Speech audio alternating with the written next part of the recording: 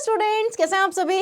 मैं रिया राठौड़ एक बार फिर से आप सभी का स्वागत करती हूँ यूपी एग्जाम्स वाला यूट्यूब चैनल पर और उम्मीद करती हूँ आप सब बहुत अच्छे होंगे। आप लोग की स्टडी काफ़ी अच्छी चल रही होगी।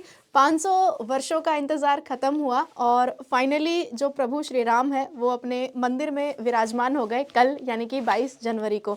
तो यहाँ से हमारे एग्जाम पॉइंट ऑफ व्यू से कौन कौन से क्वेश्चन हैं जो बन सकते हैं, उन सब के ऊपर हम लोग जो है वो डिस्कशन करने वाले हैं। कुछ डाउट आप लोगों के मन में भी है तो उनको भी क्या करेंगे, सॉल्व करेंगे। तो शुरू करते हैं। सबसे पहले तो मैसूर स्थित मूर्तिकार अरुण योगीराज द्वारा बनाई गई मूर्ति को प्राण प्रतिष्ठा के लिए चुना गया है। ये आप सब जानते हैं कि मतलब जो कल प्रतिमा आप लोगों ने देखी जो कि मंदिर में विराजमान हुई, उसको बनाया किसके द्वारा गया, तो मैसूर स्थित मूर्तिकार अरुण योगीराज के द्वारा 6 महीने का समय इनको लगा। 2000 से ज़्यादा बच्चों के फेस को इन्होंने ऑब्जर्व किया कि प्रभु श्री राम का जो फेस है वो किस तरीके से हम बना सकते हैं। तो लगभग 2000 से ज़्यादा बच्चे, 18 घंटे इन्होंने काम किया है ना। 6 महीने से ज़्यादा का इनको जो है वो समय लगा इस मूर्ति को बनाने में। तो मूर्तिकार का नाम भी आपको क्या होना चाहिए, पता होना चाहिए। ये प्रभु श्री राम जो इनकी नई वाली स्टैचू है या नई वाली जो इनकी प्रतिमा है। अब दिमाग में ये भी आना चाहिए कि ये जो स्टैचू है ये काले रंग का ही क्यों है, या फिर हम ये कह सकते हैं कि ब्लैक रंग को ही क्यों चुना गया। तो इसके बारे में भी आप लोग सुन लो थोड़ा सा। जैसे कि काला रंग ही क्यों, महर्षि वाल्मीकि रामायण में भगवान श्री राम के श्यामल रूप का वर्णन किया है, इसलिए प्रभु को श्यामल रूप में पूजा जाता है। जब हम महर्षि वाल्मीकि की बात करते हैं तो उन्होंने थोड़ा सा इनका जो रंग है वो सांवला ही जो है वो बताया है रामायण में। वही श्री राम की मूर्ति का निर्माण श्याम शिला के पत्थर से किया गया है और श्याम शिला की आयु जो है वो हजारों वर्ष मानी जाती है। इसके साथ ही अगर हम देखें तो यही वजह है कि मूर्ति हजारों सालों तक अच्छी अवस्था में रहेगी और इसमें किसी भी तरीके का बदलाव नहीं आएगा। साथ ही में अगर हम देखते हैं कि काला रंग ही क्यों, तो वहीं हिंदू धर्म में पूजा पाठ के दौरान अभिषेक किया जाता है।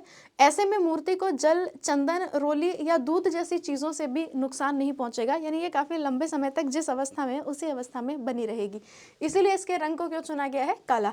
बाल स्वरूप में ही क्यों बनाई गई प्रतिमा, मतलब हम लोगों ने सोचा था ना कि हमने सोचा था कि प्रभु श्री राम का पूरा वर्णन जो है वो हमें देखने को मिलेगा, जैसे हमने टीवी शोज़ में देखा है या जैसे हमने मूवीज़ में देखा है, उस टाइप का हमारी इमेजिनेशन थी। लेकिन जब हम बात करते हैं कि बाल स्वरूप में ही क्यों बनाई गई प्रतिमा, मान्यताओं के अनुसार जन्मभूमि में बाल स्वरूप की उपासना की जाती है, इसलिए भगवान श्री राम की मूर्ति बाल स्वरूप बनाई गई है। बोलते हैं ना बर्थ प्लेस, तो भाई बर्थ प्लेस यानी कि छोटी अवस्था में।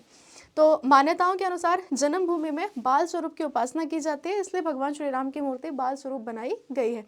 श्री राम जन्मभूमि तीर्थ क्षेत्र ट्रस्ट के कोषाध्यक्ष गोविंद देवगिरी ने कहा कि अस्थायी मंदिर में रखी रामलला की पुरानी मूर्ति को नई मूर्ति के सामने रखा जाएगा, जिसे 22 जनवरी को यहाँ मंदिर में प्रतिष्ठित किया जाएगा। या आपने देखा भी होगा कि प्रतिष्ठित किया गया है, मतलब कि अब तक वो टेंट में थे, आप सबको शायद पता भी होगा। मंदिर में तो वो अब विराजमान हुए हैं, तो जो उनका पुराना वाला मूर्ति है वो भी नए वाले मूर्ति के सामने ही आपको देखने के लिए मिल जाएगी।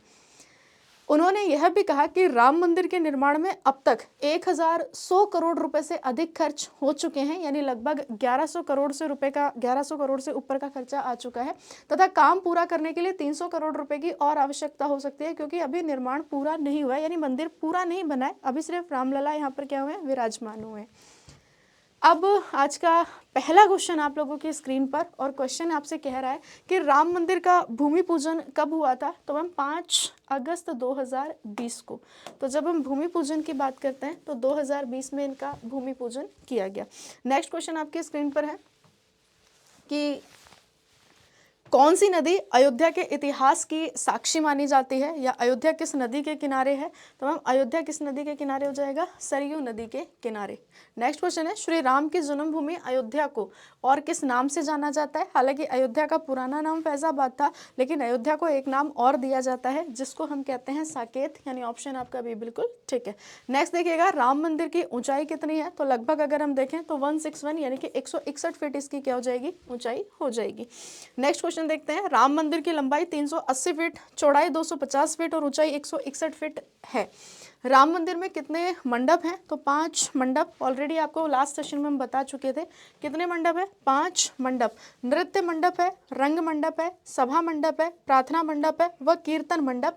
इसमें नृत्य मंडप जो विश्वास और आस्था का शीर्ष है।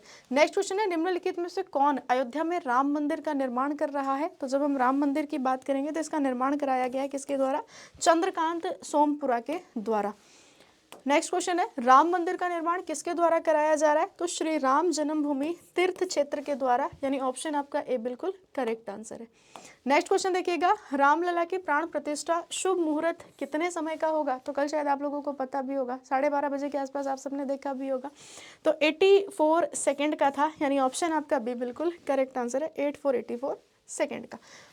तो हालांकि अब तो नई वाली प्रतिमा भी हम आपको दिखा चुके हैं, ठीक है। ये प्राण प्रतिष्ठा से पहले का प्रतिमा है या पहले की स्टैचू है। नेक्स्ट क्वेश्चन है, अयोध्या की विवादित भूमि से कौन सी ऐतिहासिक घटना जुड़ी हुई है? तो जो विवाद चल रहा था इतने लंबे समय से, यानी 500 वर्षों का संघर्ष था, तो अगर हम बात करेंगे बाबरी मस्जिद विध्वंस, ठीक है। नेक्स्ट क्वेश्चन देखिएगा, अयोध्या राम मंदिर की भूमि पूजन एवं शिलान्यास कब किया गया था? तो 5 अगस्त का दिन याद ही है आप लोगों को, 5 अगस्त 2020, ऑप्शन आपका बी। अगला क्वेश्चन है, रामलला की नई मूर्ति की जो ऊंचाई है या जो इसकी हाइट है वो कितनी है? तो नई वाली जो स्टैचू है इसकी हाइट कितनी हो जाएगी? 51 इंच, यानी ऑप्शन आपका बी बिल्कुल ठीक है, 51 इंच। अयोध्या में 22 जनवरी 2024 को जलने वाली अनोखी अगरबत्ती कितने फीट लंबी है? यानी कि जो कल अगरबत्ती आपने देखी होगी तो उसकी टोटल लंबाई की अगर हम बात करते हैं तो 108 यानी कि 108 फीट, ऑप्शन आपका डी। नेक्स्ट क्वेश्चन है, बाबरी मस्जिद तोड़ी गई थी तब उस समय उत्तर प्रदेश के जो मुख्यमंत्री थे वो कौन थे?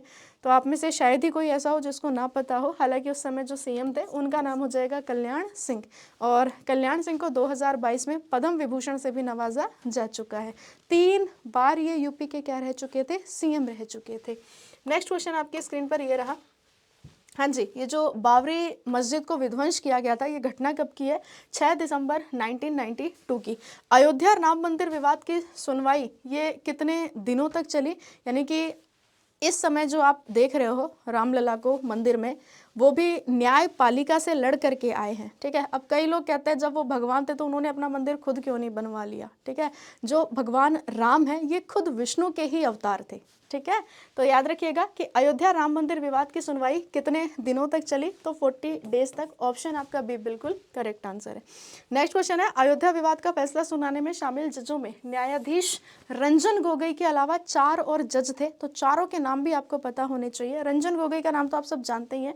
जस्टिस DY चंद्रचूड़ हैं, जस्टिस शरद अरविंद बोबड़े हैं, जस्टिस अशोक भूषण का नाम भी याद होना चाहिए, जस्टिस अब्दुल नज़ीर का नाम भी आपको जो है वो पता होना चाहिए। यानी कि इन 5 जजों की बेंच थी, ठीक है। आगे बढ़ते हैं, या फोटो में भी देख सकते हैं।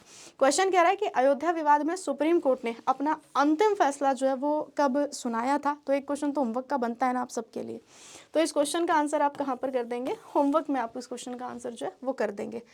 बाकी टेलीग्राम ग्रुप को भी आप ज्वाइन कर सकते हैं PDF के लिए, और करंट अफेयर की क्लास की नोटिफिकेशन भी आपको मिल जाती है। बाकी और भी सेशंस के PDF आपको यहाँ पे अवेलेबल हो जाते हैं। तो नाम क्या हो जाएगा? CA बाय रिया मैम, ज्वाइन आप लोग जो है वो कर लीजिएगा। मुलाकात करते हैं सुबह 7 बजे करंट अफेयर के सेशन में। अपना ध्यान रखो, पढ़ते रहो, सीखते रहो और मुस्कुराते रहो। Thank you so much.